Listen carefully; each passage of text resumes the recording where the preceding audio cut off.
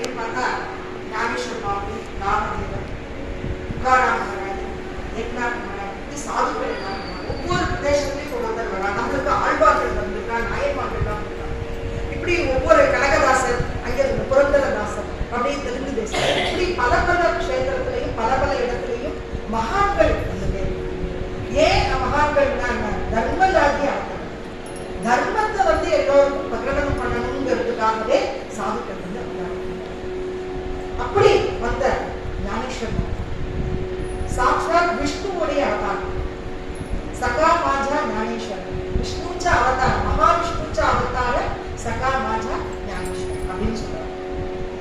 அப்ப விஷ்ணுவுடைய அவதாரமாக இருக்கக்கூடிய ஞானேஸ்வர் சுவாமி எதற்கு இந்த உலகத்துக்கு வந்தார் அப்படின்னு பார்த்தாக்க, இவர் வந்து இந்த பாவார்த்த தீபிகான்னு சொல்லக்கூடிய ஞானேஸ்வரியவே எல்லா இடத்துலையும் பிரகடனம் பண்ணணுங்கிறதுக்காக மகாராஷ்டிர பிரதேசத்துல பாபா இருக்கிற அவரோட சன்னிதானத்திலேயுமே இந்த விசேஷம் நடந்தது. அவரோட சன்னிதானத்துல ஒரு விட்டல் பக்தர் விட்டல் நாமம் சொல்லிட்டே உள்ள என்டர் பண்ணினார். விட்டல் நாமம் சொல்லிட்டு என்டர் பண்ணினதோடைய இதுல அந்த ஷீரடி அந்த கஷேத்திரத்துல வந்ததுக்கு அப்புறம் இவரோட சன்னிதானத்துக்கு உள்ள என்டர் பண்ணோம்னா இவர் விட்டல் விட்டல் விட்டல் சொல்லிட்டே வந்த சாய்ராம் சாய்ராம் சாய்ராம்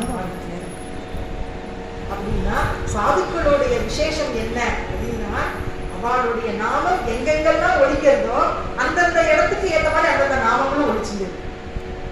பாண்டவர்கள் சொல்லியிருக்க என்னன்னா, அவரோட ஹிருதயத்திலிருந்து வந்த நாமம் குண்டலி கவர்தா ஹரிவிட்டலன் சாதுக்கள் சொல்லுவா.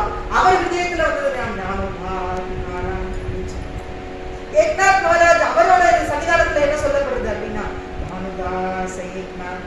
இப்படி சாதுக்களுடைய நாமம் இங்க என்ன சொல்ற சாய்ராம் சாய்ராம் சாய்ராம்.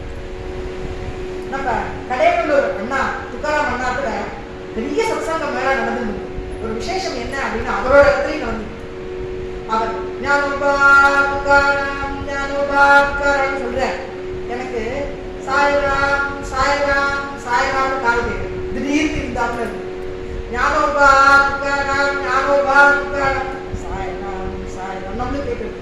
என்ன ஏதாவது நம்மளுக்கு ஏதாவது மாத்தி கேட்கறதா இல்ல இங்க இருக்கிறவர்கள் நம்ம சொன்னா நம்மள என்னமோ தப்பா நினைச்சுடுவாரு அப்படின்னு நான் விட்டுட்டேன்.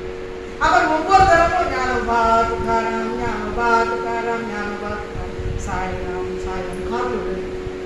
இப்படி விழுந்துருக்கேன்னு சொல்லிட்டு நிறுத்திட்டேன் பசங்க. அதுக்கப்புறம் அவர் கல்யாணம் விட்டல் பண்ணி கல்யாணம் இல்லை பண்ணிட்டு இருக்கிற இடத்துல நம்மளோட அவரோட சன்னிதானத்துல ஒரு 4 பேர் வந்து உட்கார்ந்து